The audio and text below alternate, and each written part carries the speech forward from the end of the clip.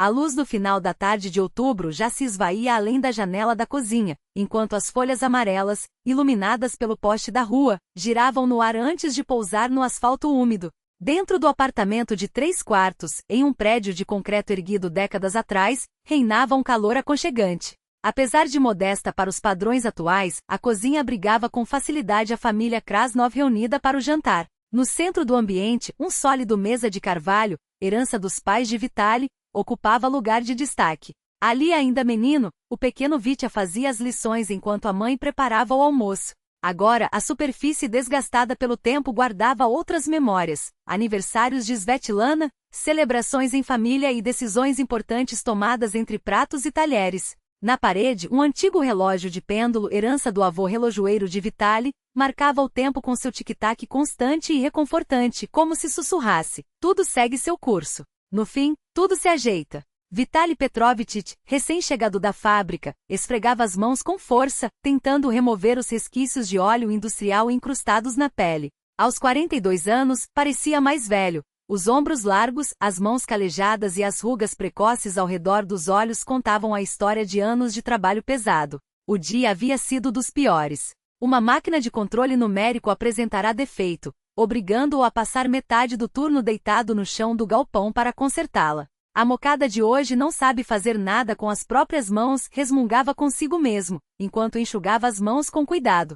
Alla Semyonovna, sua esposa, aproximou-se com um prato fumegante. Preparei sua batata com carne ensopada, do jeito que sua mãe fazia. O aroma familiar, cebola dourada, carne cozida com louro e batatas macias, transportou Vitali de volta à infância, à pequena cozinha da casa dos pais. Alla havia aprendido a receita com a sogra, apesar de não ser fã de comidas pesadas. Para a ocasião, tirou do armário o conjunto de porcelana fina, presente de casamento dos seus pais, com detalhes azuis e dourados, reservado apenas para datas especiais. Vitali levantou as sobrancelhas surpreso, mas não fez comentários. Svetlana, a filha de 17 anos, ajudava a mãe a arrumar a mesa. Magra, de cabelos escuros presos em rabo de cavalo, lembrava lá na juventude. Pai, olha, disse, estendendo um diploma adornado com o brasão da cidade. Primeiro lugar na Olimpíada Municipal de Matemática. Agora tenho pontos extras no vestibular. Parabéns, filha, respondeu Vitali, orgulhoso, pegando o documento. Herança da sua avó Maria Ivanovna. Ela sempre dizia que a matemática é a rainha das ciências. É a base de tudo, concordou Svetlana, séria. A economia, por exemplo, é só matemática aplicada. Estou me preparando para o Enem e tenho tanto conteúdo para revisar. Alla sorriu enquanto distribuía os pratos. Minha mãe, que Deus a tenha, costumava dizer: a matemática não ensina só a contar, ensina a pensar. Quem aprende a somar, aprende a viver. Ponto. Sentados à mesa, um silêncio confortável tomou conta do ambiente, quebrado apenas pelo tilintar dos talheres e pelo ritmo constante do relógio. Vitali comia devagar, observando a esposa e a filha de esguelha. Algo o incomodava por dentro, uma decisão amadurecida ao longo do dia e que agora pedia passagem. Pela manhã, estava convencido de sua correção, mas ali, no aconchego do lar, a certeza começava a vacilar. Ainda assim, as palavras trocadas com os colegas no intervalo do almoço ecoavam em sua mente. Alla começou pousando o garfo: precisamos conversar sobre nosso orçamento. Ela ergueu os olhos intrigada. Problemas na fábrica? Não, não é isso, respondeu ele, endireitando-se na cadeira como se fosse proferir um discurso. É que nunca paramos para planejar direito as finanças. Com os preços subindo sem parar, temos que ser mais cuidadosos. Não mencionou que a ideia surgira após ouvir Michailiches, o torneiro mecânico de 6ª categoria, gabar-se na cantina da fábrica sobre como pôs sua mulher no lugar, com um sistema de gastos separados. Mulher é assim, se der corda, gastam tudo em bobagem, creme, sapato, essas coisas, dizia o colega, agitando o garfo de alumínio. A minha antes comprava creme de 3.000, sapato de 5. Agora eu falei, quer luxo? Arranje um jeito de pagar. Ponto. Vitali lembrava-se então das embalagens de cosméticos que Alla escondia no banheiro, da blusa nova que ela usará sem motivo, da escova no salão justificada como promoção para clientes fiéis. Uma pontada de desconforto o invadiu, não ciúme, mas uma vaga sensação de injustiça. Afinal, era ele quem suava para sustentar a casa. Acho que precisamos de um sistema mais justo, continuou. Que tal dividirmos o orçamento? Cada um gasta o que ganha. Svetlana ficou paralisada, segurando o garfo no ar, enquanto Alá depositava o guardanapo ao lado do prato com calma. É claro que vou te passar uma quantia fixa para as despesas da casa, apressou sem acrescentar Vitali. Comida, contas, essas coisas. Alá apenas assentiu, serena. Como você achar melhor, querido. A concordância tão tranquila o deixou atordoado. Sério? Você topa? Claro, respondeu ela, com um sorriso tão plácido que até o inquietou. Justiça é importante. Cada um deve ser responsável por seus próprios gastos. Svetlana olhava para a mãe com espanto, mas não disse nada, apenas esboçou um leve sorriso, como se soubesse de algo que os outros ignoravam. Alá começou a recolher os pratos cantarolando baixinho. Em sua cabeça repetiam-se as palavras da mãe, Maria Ivanovna. Filha, uma mulher sempre precisa ter seu próprio sustento. Um homem não é um muro para se esconder atrás. Desde pequena, a lição de independência havia sido incutida nela. Agora, mais do que nunca, aqueles ensinos fariam sentido.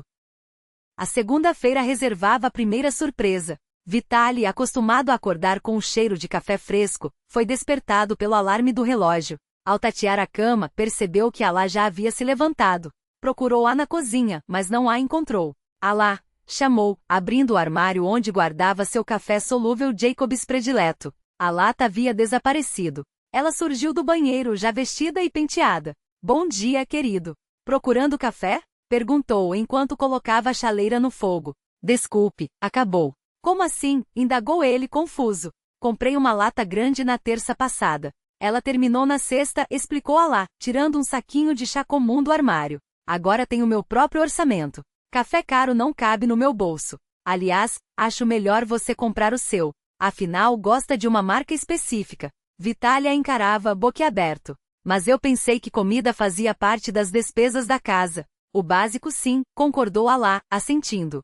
Pão, leite, arroz. Mas café a R$ 300 é supérfluo, não acha? Tem ovos e creme de leite na geladeira. Pode fazer uma omelete. Chamou então a filha, Svetlana, o café da manhã está pronto. E o refrigerador, testemunha muda daqueles novos tempos, continuou zumbindo em seu canto. A geladeira, porém, guardava uma surpresa. No lugar da habitual abundância de antes, agora havia apenas o essencial: um pacote de leite, uma dúzia de ovos, alguns legumes, uma barra de manteiga. Na porta, uma garrafa de ketchup e 2 latas de conservas. Svetlana entrou na cozinha fresca e disposta. Bom dia, papai. Com eficiência, retirou do refrigerador um recipiente com uma torta de queijo e colocou-o no micro-ondas. De onde veio isso? Vitali apontou para a comida. Do lado da mamãe, respondeu ela, simples. Ela preparou ontem à noite, enquanto você assistia à televisão. Durante o café da manhã, Vitali permaneceu calado. Tinha imaginado a divisão de despesas de outra forma. Ele daria dinheiro para lá cuidar da casa, e o restante seria seu para gastar como quisesse. Mas, pelo jeito, Alá havia levado suas palavras ao pé da letra. Agora, de fato, tudo estava separado. Até terça-feira, a situação só piorou. Após o trabalho, Vitali passou no supermercado para comprar seu café e algo para o jantar. Os preços o surpreenderam. Uma lata de Jacobs custava quase 500 rublos. Quando foi que ficou tão caro? Pensou. Os semi-prontos também não eram baratos. Um pacote de pelmeni, que antes nem chamava sua atenção na lista de compras, agora parecia um luxo injustificável. Em casa, outra surpresa. O gel de barbear tinha acabado. Alá, temos um reserva? Gritou do banheiro. Não, querido, respondeu ela do quarto. Costumava comprar no atacado, mas agora, você entende. Na manhã de quarta, descobriu que o carro estava quase sem combustível. Antes, nunca se preocupava com isso. O tanque simplesmente estava cheio. Agora percebeu que era Alá quem abastecia no caminho do mercado. À noite, um envelope grosso com as contas de serviços públicos o aguardava. Tudo em seu nome. O valor do aquecimento acumulado desde outubro fez com que ele assobiasse baixinho. Escuta, começou, mostrando os papéis para Alá, que tal dividirmos pelo menos as contas? Ela o olhou surpresa. Mas todas estão no seu nome. Você é o chefe da família, não é sempre assim? E foi então que Vitali entendeu, sim, sempre foi assim. Só não percebera quanto Alá fazia pela casa, quantas coisas resolvia sozinha, sem incomodá-lo. Antes, ela fazia tudo com seu dinheiro. Agora com uma quantia fixa para as despesas domésticas, que aliás, ele ainda não tinha definido claramente, as coisas mudaram. No jantar, notou que Alá preparava algo diferente para ela e Svetlana. O que é isso? Perguntou, indicando a frigideira com cheiro de carne frita. Hambúrgueres da receita da minha mãe, respondeu Alá. Mas são só para mim e para S. Para você, esquentei a sopa de ontem. Vitaly lembrou-se da infância, a mãe correndo pela casa, cozinhando, lavando, enquanto o pai só trazia o dinheiro. Mas naquela época tudo era comum. Agora, ele começava a se irritar, mas admitir o erro seria perder a autoridade. E afinal, não estava fazendo nada de errado. Era justo. Alá mantinha-se calma e amável. Mas quando achava que ele não via, um sorriso irônico e quase imperceptível aparecia em seus lábios. Svetlana observava os pais com o interesse de uma jovem economista, como se assistisse a um estudo de caso sobre o orçamento familiar. Às vezes anotava algo em um caderno, para a prática explicava se ele perguntava. Na quinta-feira, Vitaly começou a somar os gastos da semana. O resultado foi desanimador. Havia gasto quase o dobro do habitual, comendo pior e esquecendo sempre de comprar algo. Onde ia parar o dinheiro antes? A resposta, agora óbvia, o atingiu como uma lapa: sabão, papel higiênico, sal, açúcar, temperos, pequenos consertos, ração para o gato, que aliás, agora também estava do lado de Alá. À noite, tentou conversar com a esposa. Olha, que tal voltarmos ao sistema antigo? Está ficando estranho. Alá o olhou com leve surpresa. Mas foi você quem quis justiça, querido. E está a justiça. Cada um cuida de suas próprias despesas. Ou eu entendi errado? Não. Mas Vitaly gaguejou. Parece que estamos vivendo como vizinhos, não como família. Por quê? Alá continuou a limpar a mesa, impassível. Seguimos uma família, só com uma divisão mais clara das finanças. Não era isso que você queria? Ele não soube o que responder. Tecnicamente, Alá estava certa. Ele mesmo havia proposto a separação do orçamento, mas imaginara tudo muito diferente. Na sexta-noite, Vitaly jantou sozinho. Antes, Alá sempre fazia pirojki às sextas, uma tradição. Mas ao chegar do trabalho, encontrou apenas um bilhete. Fomos ao café, eu e a S. Seu jantar está na geladeira, esquente os vareniki no micro-ondas. Dentro do refrigerador, um prato com 3 bolinhos de batata cobertos com filme plástico. Ele os esquentou e sentou-se à mesa vazia. O tic-tac do relógio do avô, antes tão aconchegante, agora soava como uma zombaria, marcando os minutos de sua solidão. Seus olhos caíram sobre uma foto de férias do ano passado, presa à geladeira por um ímã, os 3 rindo, felizes, sem preocupações. Alá com o braço em seus ombros, Svetlana fazendo careta. Pareciam uma família de verdade. Na boca do fogão, uma panela vazia. Normalmente àquela hora, algo já borbulhava ali perfumando a casa. Agora a cozinha parecia abandonada. O que foi que eu fiz? O pensamento traidor surgiu, mas ele o afastou logo. Não, estava tudo certo. Só precisava de tempo para se adaptar, e quem sabe ajustar algumas regras. Ficou muito tempo na cozinha, ouvindo o relógio e olhando para o céu de outubro escurecer além da janela. Na cabeça, os números giravam: gastos semanais, contas, preços dos alimentos, da gasolina, das pequenas coisas do dia a dia. Antes, via apenas o total no fim do mês. Agora cada rublo passava por suas mãos, e isso era um choque de realidade. À noite não conseguiu dormir. Ficou na cama, atento aos sons do apartamento. Do quarto de Svetlana, vinham vozes abafadas.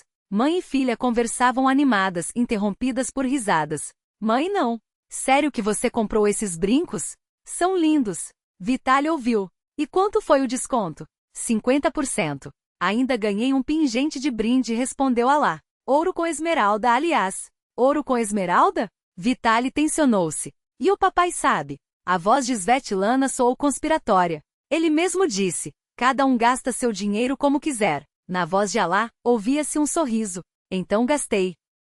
Vitaly virou-se na cama, tentando entender aquela nova realidade. Algo claramente não saía como planejado. Alá não deveria ter aceitado tão facilmente. Não deveria ter adotado as novas regras com tanta tranquilidade, e menos ainda, comprar brincos de ouro com esmeraldas. De onde ela tirou dinheiro para isso? Amanhã decidiu: vou conversar sério. Colocar tudo nos eixos e voltar como era antes. Afinal, ele era o chefe da família. Do outro lado da parede, Alá cantava baixinho uma música de um filme antigo. Vou pedalando minha bicicleta por muito tempo. Sua voz soava serena, quase feliz, como se aquela semana não fosse um teste, mas umas férias. Como se finalmente tivesse ganhado uma liberdade que não conhecia há muito tempo. Uma liberdade pela qual há muito ansiava. E essa ideia deixou Vitaly profundamente incomodado. O sábado amanheceu claro, mas gelado, o primeiro geada séria daquele outono. O gelo cobriu as folhas caídas no pátio, transformando-as em rendas frágeis que estalavam sob os pés. Vitaly acordou cedo, embora nos fins de semana costumasse se demorar na cama. A cabeça latejava com palavras não ditas, perguntas sem resposta. Ficou deitado, ouvindo os ruídos abafados vindos da cozinha. Alá já estava acordada, preparando algo. Ele se sentou na cama e esfregou o rosto com as mãos.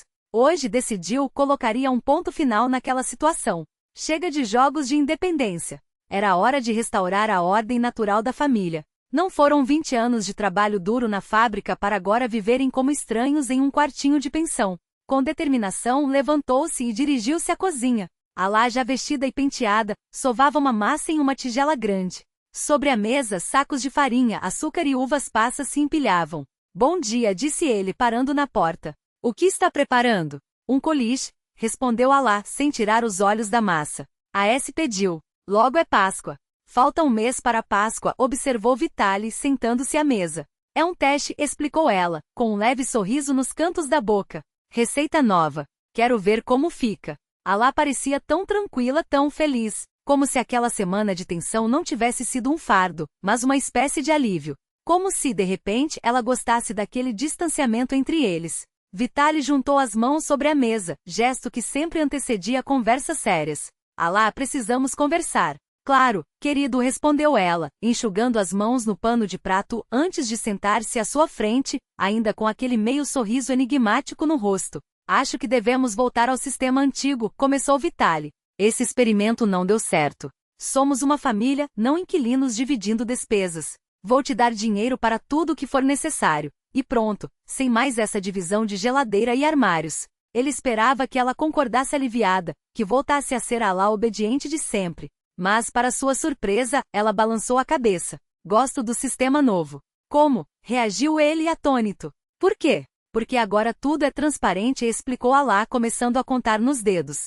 Você vê quanto custa manter a casa. Não preciso prestar contas de cada moeda, e ambos sabemos exatamente onde o dinheiro está sendo gasto. Mas é inconveniente, protestou Vitaly. Eu, por exemplo, não vivo sem café de manhã. E as compras? Você mesma dizia que comprar no atacado é mais barato. Podemos combinar para as despesas comuns, deu de ombros Alá. Juntar o dinheiro. A calma dela só aumentava sua irritação. De onde vinha aquela segurança inabalável? Antes, ela nunca o contrariava, sempre aceitava suas decisões sem discussão. Agora, era como se tivesse sido trocada por outra pessoa. Vitaly mudou de estratégia. E como você está se virando, afinal? Eu te dei só 15 mil rublos para o mês. Não é suficiente nem para o básico, muito menos para, apontou para os ingredientes do coliche, esses excessos.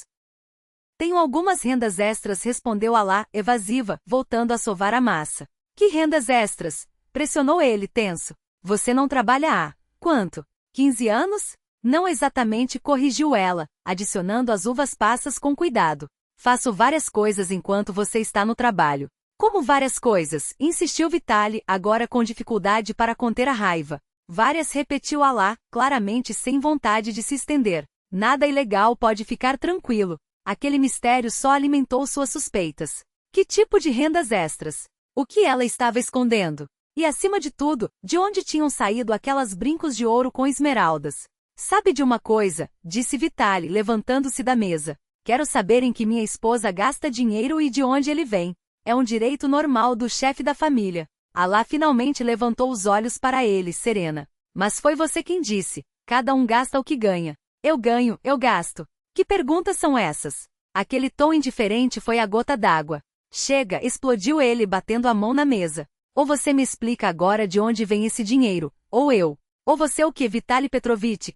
Perguntou Alá baixinho, e pela primeira vez sua voz teve um tom cortante, de aço. Os dois se encararam através da mesa, como duelistas antes do primeiro movimento. Pela primeira vez em 20 anos de casamento, Vitaly sentiu que não reconhecia a mulher à sua frente.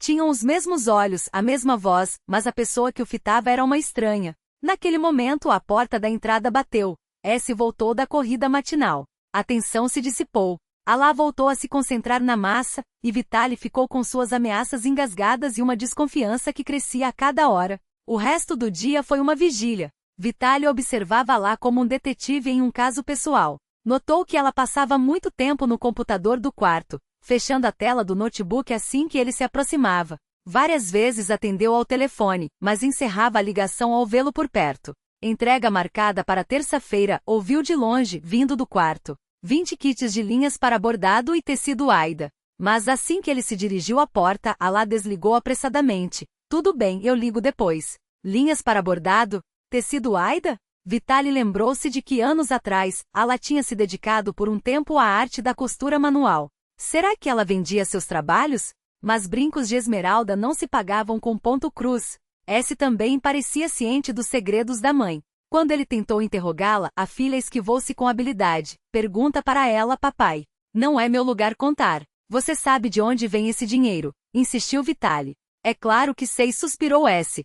Mas vocês dois precisam conversar. Não me meto no que é de vocês. Aquela cumplicidade entre mãe e filha só avivava a desconfiança dele. Que segredos guardavam dentro de sua própria casa? Porque ele era o único mantido no escuro. O desfecho veio na segunda-feira quando Vitaly voltou para casa mais cedo do que o habitual. Uma inventariação não planejada na fábrica tinha liberado parte dos funcionários antes do horário. Ao se aproximar do prédio, viu um carro de entregas com a logomarca de uma transportadora conhecida parado em frente ao portão. Estacionou e subiu. O que encontrou na entrada do apartamento foi uma cena inesperada. Alá e um entregador fardado carregavam caixas volumosas. Assine aqui, Alá Semyonovna, disse o rapaz, estendendo um tablet eletrônico.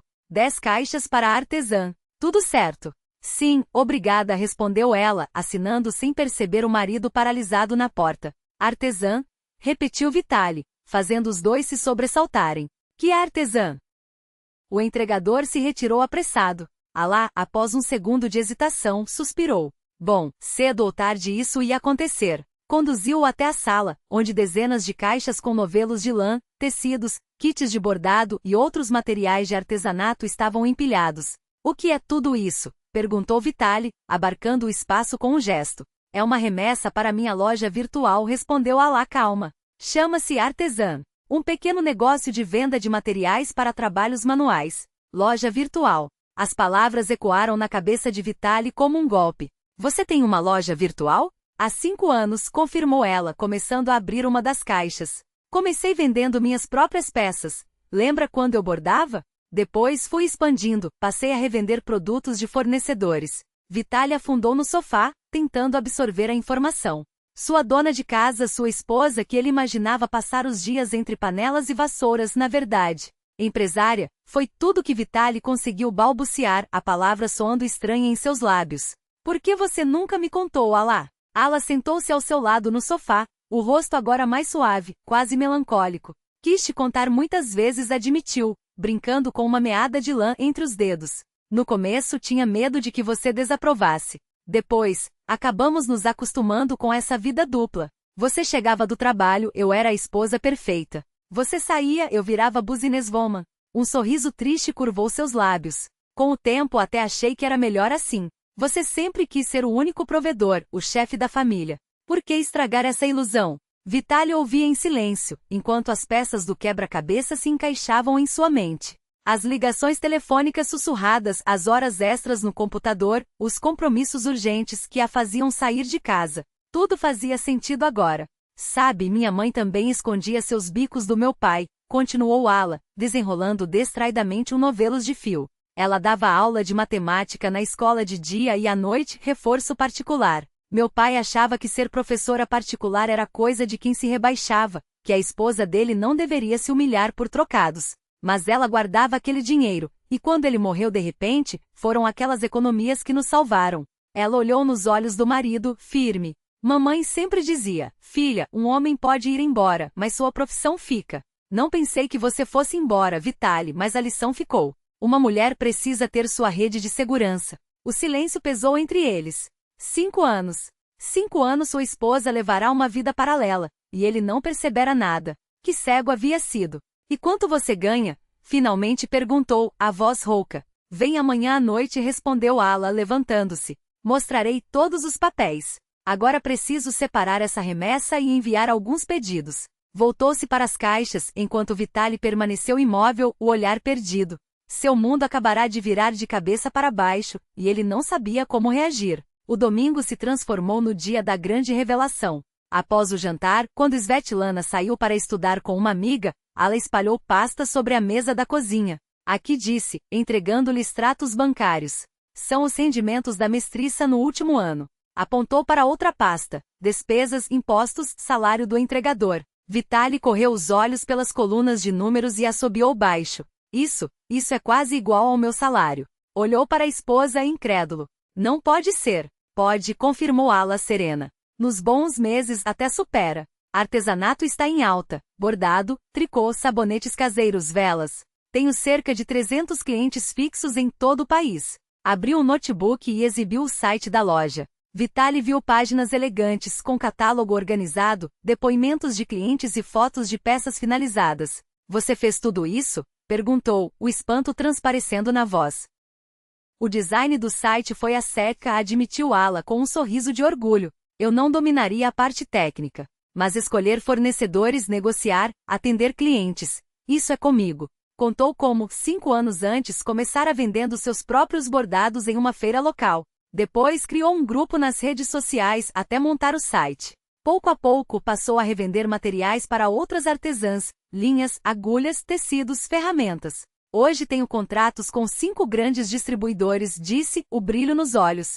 Pago impostos como MEI, mantenho toda a contabilidade. É um negócio legal, Vitaly. Mostrou-lhe fotos de feiras de Admad onde a mestriça tivera estande próprio. Falou dos cursos de marketing online que fizera, dos fóruns de empreendedoras onde trocava experiências com mulheres que, como ela, haviam começado do zero. E a Seca sabia de tudo? Perguntou Vitaly, ainda tentando assimilar a nova realidade.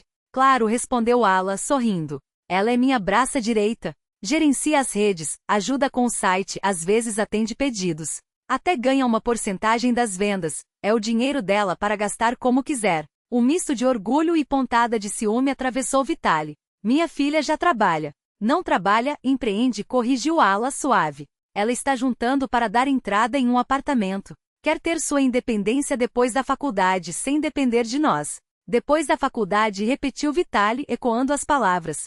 E ela não quer seguir no seu negócio? Por que perder tempo com estudo se vocês já têm tudo estruturado?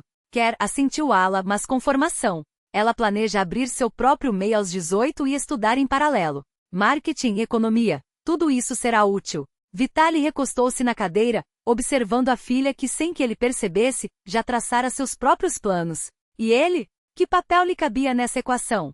Por que você nunca me contou? Perguntou, a voz carregada de uma mágoa surda. 5 anos, Ala. 5 anos achei que era eu quem sustentava esta família. E você? Ela segurou sua mão, os dedos frios. Não queria destruir sua certeza, Vitaly. Você sempre se orgulhou tanto de ser o provedor. Lembra quando fiquei feliz por deixar o emprego na biblioteca? Agora sou eu quem vai sustentar a família. Não se preocupe com nada. Ala suspirou. Meu pai também via minha mãe como uma dependente. Eu trabalho, trago dinheiro e você fica em casa, dizia. Mas quando ele morreu, foram as economias dela, do reforço que ele desprezava, que nos salvaram. Foi a profissão dela que nos segurou. Fez uma pausa e então acrescentou. E além disso, eu gostava de me sentir útil. Não apenas como dona de casa, mas como alguém que contribuía. Você não entende isso? Vitaly entendeu. Demasiado bem. Era exatamente essa necessidade de ser necessário, indispensável, que também o movia. Sabe, eu sonhava em te contar, continuou Ala, especialmente quando as coisas decolaram. Mas sempre tive medo da sua reação. E depois, não sabia mais como começar essa conversa. Um sorriso irônico tocou seus lábios. Aliás, querido, aqui está sua esposa, que há 5 anos esconde um negócio próspero. Soa meio ridículo, não? Vitaly riu sem graça. Era mesmo absurdo. Uma família não é uma monarquia, disse Ala. É uma sociedade. Eu entendi isso há tempo, mas não tive coragem de te dizer. Até que você mesmo propôs o orçamento separado, e achei que era a hora de te mostrar a realidade. Ou de me dar uma lição, murmurou ele. De te mostrar a verdade, corrigiu. Vitaly, você faz ideia de tudo que fiz nestes anos? Compras, cozinha, limpeza, contas, combustível, pequenos consertos, e paralelamente construí um negócio. E você nem notava. As palavras doeram. Ele lembrou daquela semana caótica, quando tentará, e falhara, organizar a rotina que Ala, invisivelmente, mantinha em perfeito funcionamento. Quantas camadas de trabalho invisível ela carregava? O que significa sustentar uma família hoje? Perguntou Ala desafiadora. É só trazer dinheiro. Ou também é cuidar, apoiar, crescer juntos. Papai, isso aqui é século XXI. A voz de Svetlana irrompeu na cozinha, recém-chegada da casa da amiga. Ninguém mais vive aquele modelo de marido trabalha, esposa na cozinha. Isso é coisa do século passado. Aproximou-se e abraçou o pai pelos ombros. Eu me orgulho da mamãe. E de você também. Só acho que está na hora de trabalharem juntos, não separados. Vitaly olhou para a filha e viu nela não só os traços de Alla, mas também o reflexo de sua própria mãe e mulher de fibra, que criará os filhos sozinha após a guerra, e de sua avó, que na fábrica havia erguido 3 crianças enquanto o país se reconstruía. Nossa família sempre teve mulheres fortes, disse Alla, como se lesse seus pensamentos. Minha avó dirigiu o trator na guerra. A sua? Chá ainda quente disse, com um brilho nos olhos que só a juventude e a esperança conseguem dar. E eu nunca imaginei que a gente pudesse trabalhar juntos assim, como uma equipe de verdade. Sempre achei que família era só jantar na mesa ou passear aos domingos. Mas é muito mais que isso, não é? É construir algo juntos, cada um dando o que tem de melhor. Vitaly assentiu, sentindo o peso daqueles meses de dúvida se dissolver como açúcar no chá. Ele olhou para as próprias mãos de operário, acostumadas a apertar parafusos e segurar projetos técnicos, agora aprendendo a digitar pedidos online e a negociar com fornecedores. Sabe, a lógica disse, pegando a mão da esposa, minha mãe sempre dizia que um homem de verdade não é aquele que carrega o mundo nas costas sozinho, mas aquele que sabe quando é hora de dividir o fardo. Eu demorei para entender isso. Alla sorriu, apertando seus dedos. E sua mãe era uma mulher sábia. Ela teria orgulho de você hoje. Os olhos dela brilharam com uma mistura de ternura e determinação. Aliás, falando em orgulho, amanhã a gente assina o contrato do ponto comercial. A S já agendou tudo com o corretor. E eu preparei uma planilha com os custos de reforma, acrescentou a filha, deslizando o tablet pela mesa. Se a gente priorizar as prateleiras modulares, economizamos 15% no orçamento inicial. E ainda sobra para investir em publicidade no Instagram.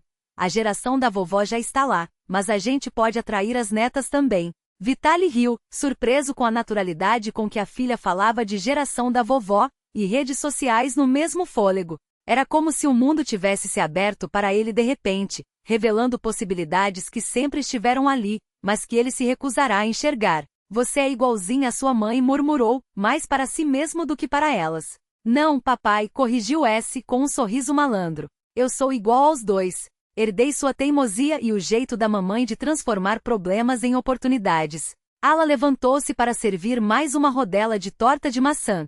A receita que Vitaly havia tentado aperfeiçoar naquela tarde, queimando levemente as bordas, mas deixando o recheio no ponto certo. A propósito, disse ela, enquanto cortava o doce com cuidado, hoje cheguei a pensar. E se a gente criasse uma linha de kits de costura pai e filha? Tipo avós compram para ensinar as netas, mas com instruções tão simples que até um engenheiro mecânico consegue seguir. Vitaly quase engasgou com o chá. Você está me provocando, Alla Ivanovna. Estou propondo um nicho de mercado, ela rebateu, piscando. E você, com sua mania de esquemas e fluxogramas, seria o teste de qualidade perfeito. Se você conseguir montar um bordado de ponto cruz, qualquer um consegue.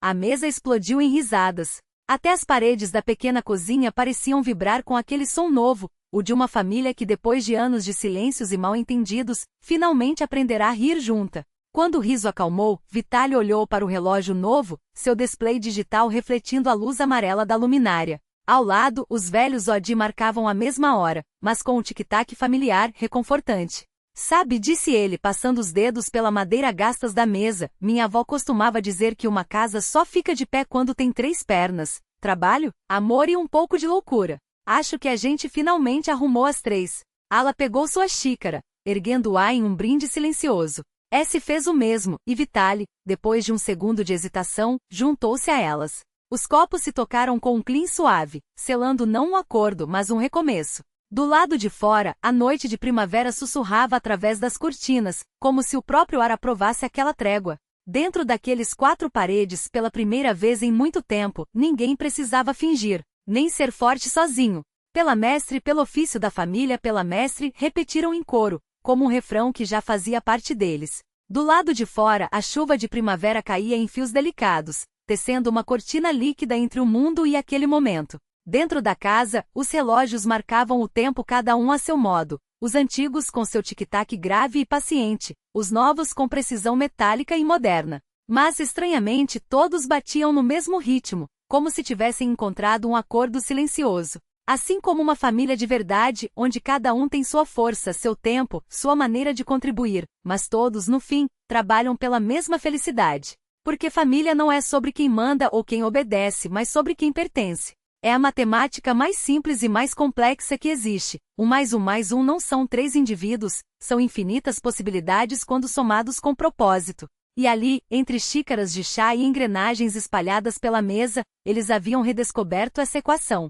E você, leitor? O que acha da jornada de Vitali e daquele homem que precisou desmontar relógios para entender que o tempo não se mede só em segundos, mas também em escolhas, em silêncios compartilhados e em mãos que se estendem quando tudo parece quebrado? Deixe seu pensamento aqui se quiser. Às vezes, as melhores histórias são aquelas que a gente reconta, que a gente vive de novo ao dividir com alguém. Que a sua família, seja ela de sangue, de escolha ou de ofício, também encontre seu ritmo. E que você, como aqueles relógios na mesa da ala, saiba que até as peças mais gastas têm seu lugar na engrenagem do tempo. Até a próxima história!